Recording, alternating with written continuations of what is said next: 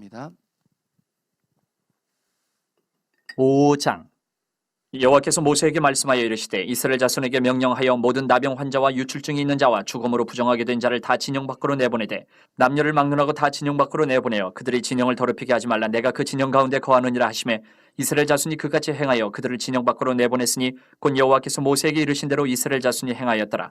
여호와께서 모세에게 말씀하여 이르시되 이스라엘 자손에게 이르라. 남자나 여자나 사람들이 범하는 죄를 범하여 여호와께 거역함으로 죄를 지으면 그 지은 죄를 자복하고 그 죄값을 온전히 갚되 5분의 1을 더하여 그가 죄를 지었던 그 사람에게 돌려줄 것이요 만일 죄값을 받을 만한 친척이 없으면 그 죄값을 여호와께 드려 제사장에게로 돌릴 것이니 이는 그를 위하여 속죄할 속죄의 순양과 함께 돌릴 것이니라. 이스라엘 자손이 거제로 제사장에게 가져오는 모든 성물은 그의 것이 될 것이라. 각 사람이 구별한 물건은 그의 것이 되나니 누구든지 제사장에게 주는 것은 그의 것이 되느니라. 여호와께서 모세에게 말씀하여 이르시되 이스라엘 자손에게 말하여 그들에게 이르라. 만일 어떤 사람의 아내가 탈선하여 남편에게 신의를 저버렸고 한 남자가 그 여자와 동침하였으나 그의 남편의 눈에 숨겨 드러나지 아니하였고 그 여자의 더러워진 일에 증인도 없고 그가 잡히지도 아니하였어도 그 남편이 의심이 생겨 그 아내를 의심하였는데 그의 아내가 더럽혀졌거나 또는 그 남편이 의심이 생겨 그 아내를 의심하였으나 그 아내가 더럽혀지지 아니하였든지 그의 아내를 데리고 제사장에게로 가서 그를 위하여 보리가루 10분의 1 에바를 헌물로 드리되 그것에 기름도 붓지 말고 유향도 두지 말라. 이는 의심의 소재요 죄악을 기억나게 하는 기억의 소재라. 제사장은 그 여인을 가까이 오게 하여 여호와 앞에 세우고 톡에 거룩한 물을 담고 성막 바닥에 티끌을 취하여 물에 넣고 여인을 여호와 앞에 세우고 그의 머리를 풀게 하고 기억나게 하는 소재물 곧 의심의 소재물을 그의 두 손에 두고 제사장은 저주가 되게 할 쓴물을 자기 손에 들고 여인에게 맹세하게 하여 그에게 이르기를 내가 네 남편을 두고 탈선하여 다른 남자와 동침하여 더럽힌 일이 없으면 저주가 되게 하는 이 쓴물의 해독을 면하리라. 그러나 내가 내 남편을 두고 탈선하여 몸을 더럽혀서 내 남편 아닌 사람과 동침하였으면 제사장이 그 여인에게 저주의 맹세를 하게 하고 그 여인에게 말할지니라. 여호와께서 내 넓적다리가 마르고 내 배가 부어서 내가 내 백성 중에 저주거리 맹세거리가 되게 하실지라. 이 저주가 되게 하는 이 물이 내 창자에 들어가서 내 배를 붓게 하고 내 넓적다리를 마르게 하리라 할 것이요 여인은 아멘 아멘 할지니라. 제사장이 저주의 말을 두루마리에 써서 그 글자를 그 쓴물에 빨아넣고 여인에게 그 저주가 되게 하는 쓴물을 마시게 할지니 그 저주가 되게 하는 물이 그의 속에 들어가서 쓰리라. 제사장이 먼저 그 여인의 손에서 의심의 소재물을 취하여 그 소재물을 여호와 앞에 흔들고 제단으로 가지고 가서 제사장은 그 소재물 중에서 한 움큼을 취하여 그 여자에게 기억나게 하는 소재물로 제단 위에 불사르고 그 후에 여인에게 그 물을 마시게 할지라. 그 물을 마시게 한 후에 만일 여인이 몸을 더럽혀서 그 남편에게 범죄하였으면 그 저주가 되게 하는 물이 그의 속에 들어가서 쓰게 되어 그의 배가 부으며 그의 넓적다리가 마르리니 그 여인이 그 백성 중에서 저주거리가 될 것이니라. 그러나 여인이 더럽힌 일이 없고 정결하면 해를 받지 않고 임신하리라. 이는 의심의 법이니 아내가 그의 남편을 두고 탈선하여 더럽힌 때나 또는 그 남편이 의심이 생겨서 자기의 아내를 의심할 때에 여인을 여호와 앞에 두고 제사장이 이 법대로 행할 것이라. 남편은 무죄할 것이요 여인은 죄가 있으면 당하리라. 아멘. 주님 말씀입니다. 네, 오늘 5장 본문에 흐르고 있는 한 가지 주제가 있습니다. 그것은 뭐냐면 악입니다. 악. 그리고 부정입니다. 이스라엘 공동체 안에 하나님께서 말씀하시는 건 이스라엘 공동체 안에는 악이 있을 수가 없다라는 것입니다. 왜냐하면 하나님 백성인 이스라엘 가운데 누가 계시기 때문이겠습니까? 하나님께서 계시기 때문입니다. 거룩하신 하나님이 계시기 때문에 악이 전혀 없으신 하나님이 이스라엘 공동체 안에 계시기 때문에 악이 존재해서는 안 된다는 것입니다. 그래서 이스라엘 공동체 안에 악을 제거해야만 했습니다. 그래서 오늘 본문에 나오는 본문들이 그런 내용인데 3절 말씀에 보면 이렇게 나옵니다. 그들이 진영을 더럽히게 하지 말라. 내가 그 진영 가운데 거하느니라.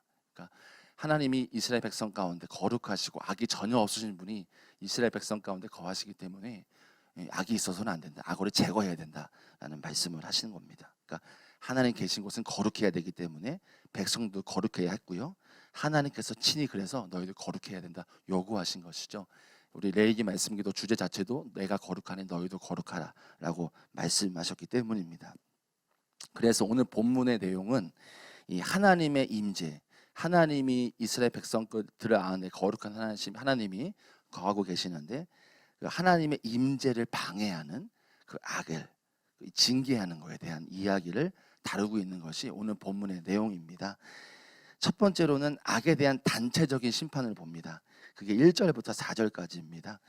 나병 환자와 유출병 환자들, 이 사람들을 이제 부정한 사람들인데 모두 다 진영 밖으로 내보내라라는 것입니다. 그러니까 이 공동체 안에서 악을 부정을 제거한다라는 것이죠. 이 단체적인 심판입니다. 두 번째는 5절부터 10절까지 내용입니다. 이것은 개인적인 죄, 누군가를 향해서 죄를 졌어요. 그런 죄에 대해서 대가 지불이 있다라는 거예요. 그러니까 여기서 말하는 건 단순히 그냥 잘못을 뉘우치는 정도가 아닙니다. 그 정도의 죄의 배상을 말하는 것이 아니라요, 구체적으로 배상하라는 것입니다. 그래서 본문에 보면 7절에 보면 5분의 1을 더 갚으라고 해요. 그 잘못한 것에 5분의 1을 더 갚아서 배상해라라고 말하고 있습니다. 이 마지막으로 세 번째는 11절 이하로 나오는 내용인데, 이 악에 대한 단순한 의심조차도 그냥 내버려 두서는 안 된다라는 거예요. 그래서 한 아내가 바람을 폈거나 또 바람이 핀 것이 의심이 될 때는 그런 의심조차도 철저히 규명해야 된다라는 거예요. 그 말씀을 이제 쭉 하고 있습니다. 이처럼 오늘 우리는 이스라엘 백성들의 공동체 안에 악이 있을 수 없으며, 하나님께서는 이러한 악의 문제에 대해서 아주 철저하게 징계를 하고 계신다라는 것을 우리가 발견할 수 있습니다. 사실 오늘 본문을 통해서 우리가 느낄 수 있는 하나님의 이런 명령과 이 징계는 이 하나님의 태도가 굉장히 분명하고 단호하다라는 것입니다. 내보내라, 있어서는 안 된다, 철저하게 보상해라, 몇 배를 더해라, 의심조차도 있어서는 안 된다, 철저하게 규명해야 된다. 이 정도로 하나님이 굉장히 단호하고 엄격하시고 이 공동체 악에 대해서 그렇게 말씀하시는 것처럼 우리가 느껴질 수 있다는 것입니다. 사실 악에 대한 하나님의 징계는 피할 수 없는 수준이고, 그리고 필수처럼 보여진다는 것이죠. 의심조차도 철저히 규명하라 하시니까요. 사실 이런 이유가 있습니다. 왜냐? 앞서서 말씀드린 대로 이스라엘 백성들 가운데 누가 계시기 때문이겠습니까? 하나님이 계시기 때문입니다. 거룩한 하나님이 계실 뿐만 아니라 계속해서 그 안에 거주하고 계시기 때문에 어떻게 보면은 이 악에 대한 징계는 필수적인 것이죠. 하나님 거하시려면 악이 제거되어야 되니까요. 여러분, 오늘 말씀은 악에 대한, 또 부정에 대한 하나님의 징계가 나옵니다. 근데 하나님의 징계라고 딱 들으면 굉장히 우리가 마음에 부담감이 들고 뭔가 이렇게 죄책감이 들 수도 있을 것입니다. 그러나 우리가 성경 전체를 이렇게 하나님의 징계의 관점에서 보면 그것이 우리에게 기쁨이 되고 또 은혜가 된다라는 것을 우리가 영적으로 느낄 수가 있을 것입니다. 왜냐? 징계는 우리가 하나님의 자녀임을 증거하기 때문입니다. 히브리서 12장 8절에 보면 징계는 다 받는 것이거늘 너희에게 없으면 사생자여 친아들이 아니니라 라고 말씀하고 있어요. 그러니까 하나님이 백성들을 징계하는 건 내 자녀이기 때문이라는 것이죠. 징계하지 않으면 내 자녀도 아니다라고 하는 것입니다. 로마서 1장 24절에 보면 이 하나님을 거부하는 세상 사람들에 대한 징계가 나오거든요. 그 징계가 뭐라고 말하고 있냐? 뭘 심판하시는 게 아니에요. 어떤 징계가? 내버려 두심이라는 징계입니다. 그냥 내버려 두시는 거예요. 이 세상의 사람들이 하나님 알 수도 있고 세상 만물을 통해서 하나님 알 수 있는 지식이 다 있어요. 깨달을 수 있어요. 근데 그러면서도 하나님 믿지 않아요. 그런 사람들을 향해서 바울은 하나님께서는 너희 내버려 두시는 거다라고 말해요. 그게 징계라는 것이죠. 우리는 오히려 우리를 향한 징계가 복임을 깨달아야 할 줄 믿습니다. 그 징계가 우리에게 비록 고통스러울 수 있고요, 또 굉장히 힘들 수도 있겠지만은 이 징계가 오히려 하나님의 내가 자녀구나, 하나님 나를 사랑하시기 때문에 매려드시는구나, 하나님 나를 사랑하시기 때문에 나를 징계를 내리시구나, 하나님의 자녀구나라는 것을 알게 되고요, 이 징계를 통해서 오히려 정금과 같이 나오는 우리의 영적인 상태와 신앙이 될 수 있다는 것입니다. 하나님은 지금도 저와 여러분과 함께 하십니다. 분명히 우리 하나님은 세상 끝날까지, 마태복음 마지막에 또 사도행전 초기에 우리가 영원토록 함께 계신다고 약속하셨습니다. 그게 누구시죠? 바로 저와 여러분들 안에 내주하고 계신 성령 하나님이십니다. 우리 안에 하나님의 징계가 있을 때가 있습니다. 왜 그렇습니까? 오늘 말씀으로 따르면 우리 안에 악이 있기 때문에, 부정한 것이 있기 때문에 성령 하나님께서는 우리 안에 계속 거주하시기 위해서, 그 악을 제거하시기 위해서 그렇게 우리 마음속에 성령의 어떻게 보면 근심과 탄식을 주신다라는 것입니다. 우리가 평소에 마음이 답답하고 성령의 임재를 누리지 못하는 경우들, 바로 오늘 말씀을 우리가 중요하게 봐야 된다는 것입니다. 제가 어제 오후 시간에 마음이 참 답답한 거예요. 하나님 앞에 뭔가 제가 문제가 있는 것 같은 마음이 계속 마음에 성령의 탄식하심과 근심하심이 오후 좀 내내 있었던 것 같아요. 그래서 바로 이제 방으로 들어가서 기도를 했습니다. 하나님, 제 마음이 왜 답답합니까? 주님, 제가 하나님께 보는 무슨 문제가 있습니까? 라는 기도를 이렇게 했을 때 주님이 딱 순간 떠오르게 하신 것은 아내와 아들에 대한 제 태도에 대한 마음을 이렇게 주셨어요. 그래서 어제 오후에 기도하면서 주님, 제가 아내와 아들에 대한 그 마음이나 태도를 회개합니다. 다시금 돌이키고 주님, 다시금 내가 아버지의 마음으로 아내와 아들에게 대하겠습니다라는 마음으로 기도하고서 이제 바로 기도 끝나고 이제 아내한테 가서 제 마음을 나누고 이제 기도해 줬습니다.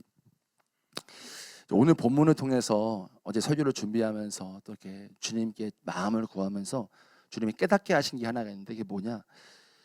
저는 반드시 징계를 받아야 한다는 것이었습니다. 겸비하고 겸손해져서 부서져야 된다는 것, 그런 마음을 저에게 부어주셨습니다. 왜 그렇습니까? 그럴 때 비로소 이 소망의 문이 열리기 때문입니다. 내 안에 부정이 없어야지만이, 하나님 앞에 걸림이 없어야지만이 성령님께서 내 안에 충만하게 거주하시기 때문입니다. 내가 하나님의 징계를 받아서 이 겸손해지고 하나님 앞에 부서지면 어떻게 될까요? 악은 더 이상 제 안에서 역사할 수 없겠죠. 그것을 깨닫고 보니까 하나님, 제 안에 더욱더 아버지의 근심을 주시고 제 안에 더 내주하시기 위해서 내 안에 하나님 아버지의 마음을 주십시오. 그래서 주님의 은혜로 말미암아 깨닫고 돌이키고, 매 순간 돌이키고 성령님 내 안에 계속해서 거주하십시오 라는 마음이 막 부어지더라고요. 이제 그렇게 이제 아내하고 이제 제가 얘기를 나누고 기도해주고 나서 이제 말씀을 보고 이제 기도를 하면서 다시금 성령께서 제 마음 안에 더 지금 거주하고 계시고 제 마음에 부어주시는 그 은혜를 어제 경험했습니다. 여러분, 성령님께서는 우리 안에 계속해서 거주하시기 원하시고요, 내주하시기를 원하십니다. 그러나 우리 안에 악이, 죄가, 부정한 것이, 하나님 마음에 합당하지 않는 것들이 우리 안에 있으면요, 성령님을 우리 안에 누리주지 못합니다. 그런데 오늘 말씀에 따르면 어떻습니까? 성령님, 하나님께서는 그냥 내버려두지 않으시잖아요. 악을 제거하시잖아요. 성령님께서도 우리 내버려두시지 않는다는 겁니다. 성령께서도 우리 마음에 탄식을 주시고요, 답답함을 주시고요, 근심과 그런 마음을 주신다는 것입니다. 그렇게 해도 말을 듣지 않으면 어떻게 하죠? 환경을 통해서나 사람을 통해서 여러 가지 통해서, 다른 환경을 통해서 우리에게 더 분명하게 말씀하실 때가 있다는 것입니다. 여러분, 이렇게 보면 얼마나 그것이 큰 사랑이겠습니까? 하나님 우리를 향한 징계, 탄식하심, 어떻게 보면 우리가 그 순간 힘들고 답답할 수 있고 하나님의 징계가 무거운 것처럼 보일 수 있지만, 영적인 눈으로 보면 너무나 기쁨인 것이죠. 은혜인 것이죠. 하나님이 날 향한 사랑인 것이죠. 내 자녀를 바로잡고자 하는 아버지의 마음이라는 것입니다. 그러니까 우리 안에 성령께서 계속 내주하시기 위해서 어떻게 보면 온갖 방법을 우리에게 다 동원하시는 것이죠. 큰 사랑이라는 것입니다. 우리가 이제 말씀을 나누고 마지막에 기도할 때 담대하게 좀 기도했으면 좋겠습니다. 성령님, 내 안에 계속해서 충만히 계십시오. 내 안에 계속해서 내주하시기를 원합니다. 그러기 위해서 내 안에 부정한 것이 있습니까? 하나님 보시기에 기뻐하지 않는 모양이라도 있습니까? 그 작은 모양이라도 깨주시고 부셔주시고 겸손하게 하시고 아버지께로 돌이켜서 내 안에 성령의 내주하심이 충만토록 이어지게 하여 주옵소서. 우리가 이런 기도했으면 좋겠습니다. 5절 이하를 보면 죄에 대한 보상에 대한 이야기를 하고 있습니다. 만약에 어떤 형제에게 손실을 끼치게 된다면, 피해를 끼치게 된다면 미안하다, 사과 정도로 충분하지 못하다는 것입니다. 그는 자기가 그 사람에게 손해를 끼친 물건을 반드시 보상을 하되 7절 말씀에 보면 5분의 1을 더해야 된다라고 해요. 그 물건에. 제가 읽겠습니다. 7절입니다. 그 지은 죄를 자복하고 그 죄값을 온전히 갚되 5분의 1을 더하여 그가 죄를 지었던 그 사람에게 돌려줄 것이요. 그러니까 똑같이 그만큼 하는 게 아니라 그것에 5분의 1을 더해서 갚아주라는 것입니다. 그러니까 그 죄에 대해서 그 형제에게 자복하는 정도, 그냥 내가 미안하다 하는 정도로는 안 된다는 거예요. 반드시 보상해야 된다는 것입니다.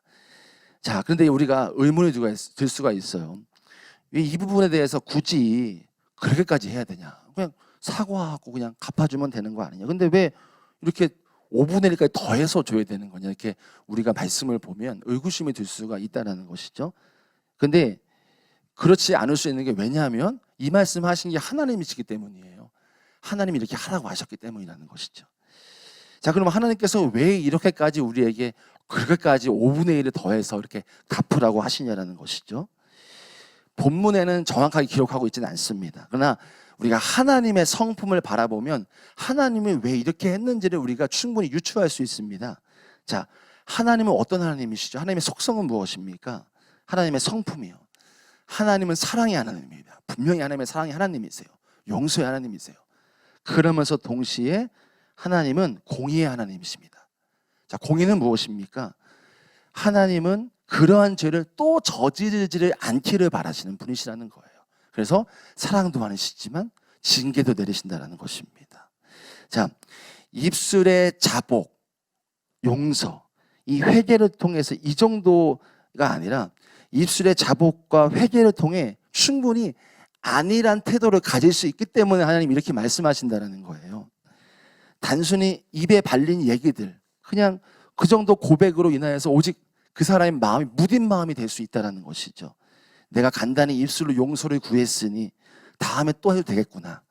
이럴 수 있기 때문에 하나님 공의의 하나님, 다시 저지르지 않기 원하셔서 그렇게 징계를 내리시기도 한다는 것입니다. 자, 이러한 태도 자체가 사실 우리가 우리 마음속에 또 할 수 있겠구나. 아니란 태도, 무딘 마음이 오히려 성령의 탄식을 일으킬 수 있는 문제가 될 수 있기 때문에 하나님은 더 철저하게 보상하되 더 보상하라고 말씀하신다는 것입니다. 사도 바울이 사도행전 24장 16절에 이렇게 말했습니다. 이것으로 말미암아 나도 하나님과 사람에 대하여 항상 양심에 거리낌이 없기를 힘쓴다라고 말해요. 하나님도 마찬가지지만 하나님께도 사람들에게도 내 양심이 거리낌이 없도록 항상 그런다는 것이죠. 이게 사도행전 24장인데요. 23장에서 보면 이제 바울이 예루살렘에 이제 호송돼요. 잡혀갑니다. 이제 대제사장 아나니아에게 뭐라고 말하냐면요. 23장이에요. 사도행전 23장에 회칠한 다음에 이렇게 저주를 해요. 하나님 널 칠 거다라고 합니다.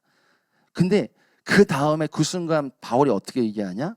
내가 쏟아댄 말이 하나님 기뻐하지 않는다라고 성령의 근심이라고 이렇게 느꼈는지 바로 잘못을 고백해요. 그리고 그 말을 배상합니다. 몇 배로요. 그래서 저주한 것을 뒤집고 다시 뭐라고 고백하냐?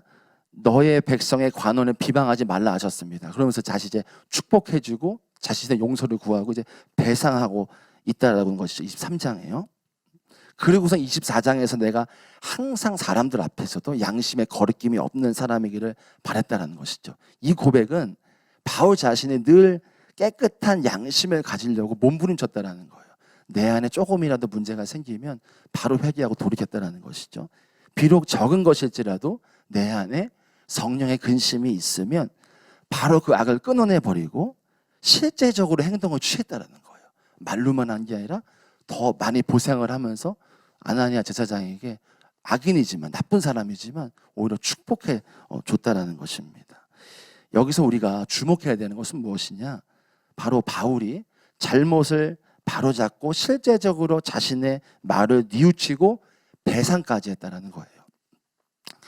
우리가 7절 말씀도 그렇고 바울이 이렇게 잡혀서 했던 이야기들을 쭉 보면서 우리가 영적으로 교훈을 얻을 수 있는 게 있습니다.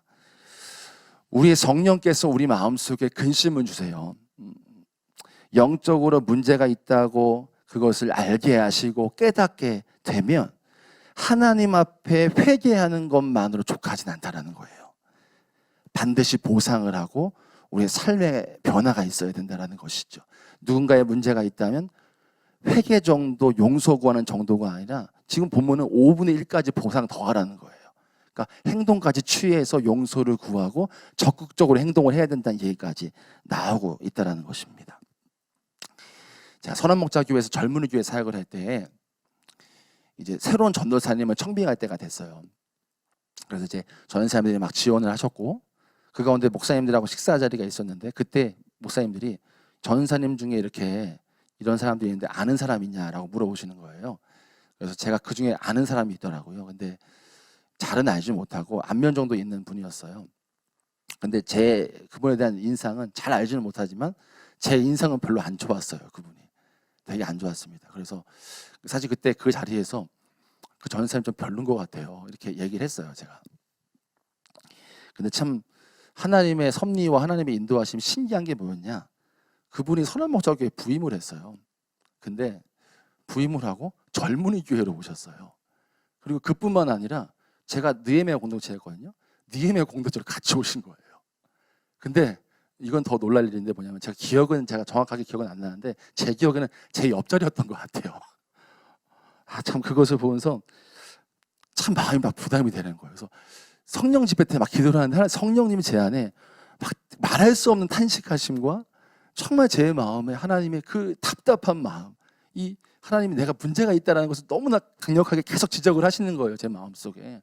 그래서 성령 집회 때 그날 엄청 회개했습니다. 저는 엎드리고 회개하고 울면서 주님 잘못했어요. 회개하고 그런 다음에 용서를 구했습니다. 근데 딱 끝난 줄 알았어요. 근데 하나님이 딱 그 말씀 한마디 하시더라고. 그 사람 찾아가서 용서 구하라고 그러시더라고요. 근데 제가 하나님 앞에 아니 왜 굳이 그렇게까지 해야 됩니까? 그 사람 제가 한 말도 기억도 못할 텐데요. 모를 텐데요. 근데 하나님이 계속 가서 말해야 된다라는 마음을 주셔서 결국은 이제 하나님 마음에 순종을 했죠. 그래서 담대하고 좀 이렇게 마음을 참 다잡고 그분 부임할 때 그 아침 일찍부터 나가가지고 일찍 올까봐 일찍부터 가서 우리 회의하기 전에 인수인계 하기 전에 꼭 이 얘기 해야겠구나. 그래서 아침 일찍 가가지고 새벽기도 끝나건가 아마 그랬던 것 같아요. 그래서 사무실 앞에서 기다리고 있었어요. 그래서 그래도 감사하게 몇 분 뒤에 오시더라고요. 그래가지고 이렇게 만나서 얘기하고 제가 어떻게 했다라는 것을 다시 사실을 고백하고 이제 회개를 하고 용서를 구했던 기억이 납니다. 여러분, 성령께서는 우리 안에서 탄식하심이 있을 때가 있습니다. 그리고 관계적인 문제를 우리를 향한 성령님께서 강권하시는 우리의 그런 부담스러운 마음들의 여러 가지 마음들을 주실 때가 있습니다. 오늘 본문에서는 회개만으로 하나님께 용서만으로는 족하지 않다라고 말씀하십니다. 물론 그것도 대단한 겁니다. 하나님 앞에 그것을 인정하고 회개하는 것도 너무나 대단하죠. 그러나 하나님께서는 그것을 넘어서서 우리가 하나님 마음에 합하여 오는 말씀처럼 적극적으로 가서 용서를 구하고 하나님 마음을 구하라고 말씀하십니다. 왜 그렇게 말씀하실까요? 우리가 영적으로 더 성장하기를 바라시는 거예요. 더 성장하길 바라시기 때문에 그러신다는 것입니다. 우리는 성령께서 우리 안에서 강권하실 때에 저와 여러분 모두가 담대하게 순종하며 나아가는 저와 여러분 되기를 원합니다. 5분의 1을 더하여 보상하라 하십니다. 입술의 용서 정도가 아니라 우리 삶이 바뀌어야 된다는 거예요. 적극적으로요. 그 말씀하십니다. 우리가 이따가 기도하실 때에 주님 회개를 넘어서는 성령의 강권하심으로 내가 주님께 순종하게 하여 주옵소서. 내가 영적으로 더 성장하게 하시고 내 심령에 성령의 부흥을 주옵소서. 기도했으면 좋겠습니다. 우리 마지막으로 11절 말씀 이하를 보면 이 단순히 의심조차도 그냥 넘어가지 말라고 하십니다. 자신의 아내가 다른 남자와 바람을 폈어요. 그리고 그것이 의심이 되는 상황이 왔습니다. 그러면 뭐라고 말씀하시냐? 아주 밑바닥까지 가서 철저하게 규명해야 된다는 겁니다. 29절과 30절입니다. 제가 읽어드릴게요. 이는 의심의 범인인 아내가 그의 남편을 두고 탈선하여 더럽힐 때나 또는 그 남편의 의심이 생겨서 자기 아내를 의심할 때에 여인을 여호와 앞에 두고 제사장이 이 법대로 행할 것이니라 라고 말씀하세요. 여러분 한번 상상을 해보시면 내 아내가 지금 이런 상황에 있으면 얼마나 남편이 힘들겠습니까? 아내를 의심하고 있는 남편 생각은 아마 꼬리에 꼬리를 물 것입니다. 막 이 사람이 누구와 만나지? 누구와 어디 갔었지? 왜 전화 안 받지? 이런 생각이면은 막 아주 그냥 미치도록 힘드시겠죠. 아마 견디기 힘들고 밤잠 설친 정도가 아니라 잠도 안 오고 그럴 것입니다. 하나님께서는 오늘 본문에 보면 혐의가 있는 아내에게 탐색 과정을 거치게 하십니다. 이 본문에 보면 쓴물에 대한 내용이 나오거든요. 이 쓴물을 통해서 영혼 깊은 곳까지 탐색을 하시고요. 이 얘기는 뭐냐? 하나님 앞에 피할 게 없다라는 거예요. 가릴 게 없다라는 겁니다. 아내가 떳떳하면 이러한 사실을 규명할 때 자진해서 받겠죠. 내가 하겠다. 난 잘못 없으니까. 오히려 속담에 방귀 낀 놈이 성낸다고 이러면 더 의심스러운 것이 되겠죠. 어쨌든 아내가 이러한 탐색 과정을 안전하게 통과하면 그녀의 신실성, 정직이 완전히 드러날 것이기 때문에 오히려 아내에게 더 좋은 것이 되겠죠. 여기서 우리가 두 가지 영적인 교훈을 얻을 수가 있는데, 첫 번째는 하나님 앞에 결코 숨길 수 있는 죄가 없다라는 것입니다.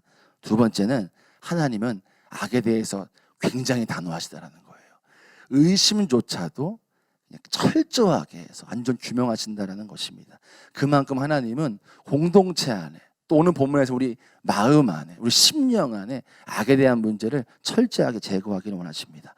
우리가 마지막으로 우리 함께 나누면서 기도하고 싶은 것은, 주님 앞에 우리가 숨길 것이 아무것도 없고 주님 우리의 깊은 것, 동기와 태도까지도 아시는 분이시라는 것. 성령께서 우리의 심령을 조명하시고 우리의 숨겨져 있는 죄의 모양이라도 주님 들춰내 주십시오. 회개케 하여 주십시오.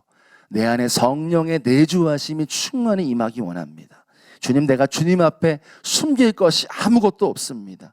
내 심령 조명하시고 내 심령이 주님의 거룩한 성전 되게 하여 주옵소서. 이렇게 기도하시는 저와 여러분 되기를 원합니다. 우리가 이 시간 세 가지 놓고 기도하겠습니다. 첫 번째로 3절 말씀입니다. 남녀를 막론하고 다 진영 밖으로 내보내어 그들의 진영을 더럽히지 말게 하지 말라. 내가 그 진영 가운데서 거하느니라 하시며, 여러분, 성령께서는 우리 안에 계속해서 거주하기를 원하십니다. 오늘 본문에서 하나님께서는 이스라엘 백성 안에서 계속해서 거주하시기 위해서 악을 제거하셨습니다. 우리도 마찬가지입니다. 그러나 우리는 우리 안에 악이, 죄가, 그것을 이제 하나님 성령님 우리 안에 내주하심, 계속해서 우리 안에 역사하심을 방해한다는 것입니다. 그런데 너무나 감사한 것, 그냥 내버려두시지 않는다는 거예요. 우리 안에 성령님께서는 말할 수 없는 탄식으로, 근심으로 우리에게 징계하신다는 것입니다. 그렇게라도 말을 듣지 않으면 환경을 통해서도 우리에게 역사하신다는 것입니다. 우리가 이 시간 첫 번째로 기도하실 때, 성령님, 내 안에 성령께서 계속해서 충만하게 내주하시고 충만하게 내 안에 있으시길 원합니다. 제게 징계를 주십시오. 겸손해지고 부서지게 하여 주옵소서.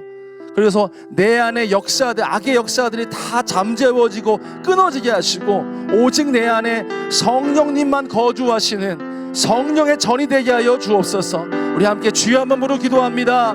주여, 아버지 하나님, 내 안에 성령의 전이 되기 원합니다. 내 안에 하나님 보시기에 거룩하지 않는 모양, 작은 모양일지라도 주님 성령께서 내 안에 완전히 거주하시는 성령의 전이 되기를 원합니다. 성령이여, 내 안에 잘못된 모든 모양들을 지적하시고 들춰주시기 원합니다. 하나님, 오늘 백성들에게 징계를 내리셨습니다. 악이 있을 수 없다는 것입니다. 우리 내 안도 성령께서 거하시는 전입니다. 하나님 아버지 거하시는 전입니다. 주님, 내 안에 성령께서 충만히 내주하시기 원합니다. 내 안에 잘못된 것, 문제가 있는 것 주여 성령이여 조명하여 주시고 알게 하시고 들춰 주셔서 주의 성령이 내 안에 징계하셔서 근심하셔서 말할 수 없는 탄식을 내 안에 주셔서 내가 주님 앞에 바로 서고 주님 앞에 온전히 서고 십자가 앞에 바로 서며 성령께서 내 안에 충만하게 거하여 주옵소서. 주와 함께 동행하며 성령의 충만을 우리 안에 부음받되기를 원합니다. 주여 역사하여 주시고 내 안을 비춰주소서. 내 안을 정직하게 비춰주소서. 내 안에 주님의 조명하심이 있게 하여 주옵소서. 들춰주시고 징계해주시고 겸손하게 하시고 더 겸손하게 하시고 아버지 앞에 온전하고 바르게 서게 하여 주시옵소서. 충만하게 온전하게 서게 하여 주옵소서. 아버지께 나아가게 하시고 온전케 되게 하여 주시옵소서. 성령이여 내 안에 충만히 머무소서. 우리 7절 말씀 붙들고 기도하겠습니다. 그 지은 죄를 자복하고 그 죄값을 온전히 갚되 5분의 1을 더하여 그가 지었던 죄 그 사람에게 돌려줄 것이다. 여러분, 성령께서는 오늘 본문에서 오늘 말씀 하나님께서는 잘못한 사람들에게 그 사람을 향해 자복 정도가 아니라 그것을 뛰어넘는 적극적인 용서와 사과를 하고 배상을 하라고 말하고 있습니다. 성령께서는 우리에게 인간관계 문제뿐만 아니라 여러 가지 우리 안에 문제가 있을 때 성령께서 강권하심이 있다 싶습니다. 그때는 오늘 말씀으로 그대로 적용하면 회개만으로는 족하지 않다라는 것입니다. 물론 그것도 참 대단한 일입니다. 그러나 성령께서는 우리에게 그 정도로 족하지 않다라고 계속해서 강권하실 것입니다. 우리가 이 성령님의 강권하심이 있을 때에 담대히 순종하며 나아가게 선포하기 원합니다. 5분의 1을 더하여 보상하라 라고 말씀하고 있습니다. 적극적으로 우리의 삶이 회개하고 우리의 삶을 바꾸고 결단하고 모험하고 나아가라 말씀하고 있습니다. 우리 기도하실 때 주님, 회개를 넘어서는 성령의 강권하심에 내가 순종하며 나아가겠습니다. 내가 영적으로 더욱더 성장하게 하여 주시고 내 심령의 부흥이 있게 하여 주옵소서. 우리 주여 한번 부르고 기도합니다. 주여, 아버지 하나님, 내 안에 주님의 은혜가 더욱더 부어지기 원합니다. 성령의 강권하심이 내 안에 더욱더 하나님 담대하게 순종하기를 원합니다. 오늘 말씀에서 잘못한 이들을 향하여서 회개 정도, 용서 정도, 자복 정도가 아니라 그것을 뛰어넘는 보상, 적극적인 보상, 그 보상을 뛰어넘는 5분의 1을 더하는 보상까지 적극적으로 용서를 구하고 나아가 자복하고 보상하며 내 삶을 바꾸라라고 말씀하고 있습니다. 우리 성령께서 우리에게 말씀하십니다. 용서 정도, 자복 정도가 아니라 우리의 삶을 바꿔라, 우리의 삶을 결단하라, 우리의 삶을 결단하고 담대하게 믿음을 걸어가라 라고 말씀하십니다. 성령이여, 내가 담대하게 그 삶을 살기 원합니다. 하나님, 자복 정도, 회개 정도가 아니라 주님께 나아가 내 삶을 뒤집어내고 삶을 결단하고 나아가는 삶 될 수 있도록 은혜를 더하시고 역사하여 주옵소서. 그럴 때 우리의 삶이 바뀔 것이고 더욱더 영적으로 충만하고 성령의 역사가 충만하게 우리의 삶에 부어질 줄 믿습니다. 아버지, 함께하여 주옵소서. 우리의 삶의 주의 충만한 은혜, 우리의 삶에 날마다 영적으로 부흥되는 우리의 심령이 부흥되고 우리의 삶이 주의 영으로 부흥되는 삶 될 수 있도록 은혜를 더하시고 역사하여 주시옵소서. 우리 마지막으로 기도하실 때에 우리 이 기도하시고 계속해서 주님의 인도하심 따라 기도하시면 좋겠습니다. 29절과 30절입니다. 이는 의심의 법이니 아내가 그의 남편을 두고 탈선하여 더럽힌 때나 또는 그 남편이 의심이 생겨서 자기 아내를 의심할 때에 여인을 여호와 앞에 두고 제사장이 이 법대로 행할 것이니라. 여러분, 주님 앞에 우리가 숨길 것은 아무것도 없습니다. 우리 주님은 우리의 깊은 곳, 동기와 태도까지도 보시는 분이십니다. 우리 시간 기도하실 때 성령님, 내 안을, 내 심령을 조명하여 주옵소서. 우리의 숨겨져 있는 죄의 모양조차도 회개케 하시기를 원합니다. 주님, 내가 주님 앞에 숨길 것 아무것도 없음을 고백합니다. 성령님, 날마다 내 심령을 조명하여 주시고 우리가 우리 안에 있는 나도 모르게 들어와 있는 죄의 모양이라도 하나님 앞에 조명되고 들춰져서 회개케 되기를 원합니다. 주님, 내가 날마다 주님 앞에 내 심령을 돌아보고 성령의 조명하심을 통하여 내 심령의 들춰짐을 통하여 날마다 회개함으로 내 심령과 내 삶이 성령이 충만히 내주하시고 성령이 충만히 거하시는 성령의 전이 되게 하여 주옵소서. 우리 주여 한번 부르고 마지막으로 기도합니다. 주여, 아버지 하나님, 내 속을 날마다 들추소서.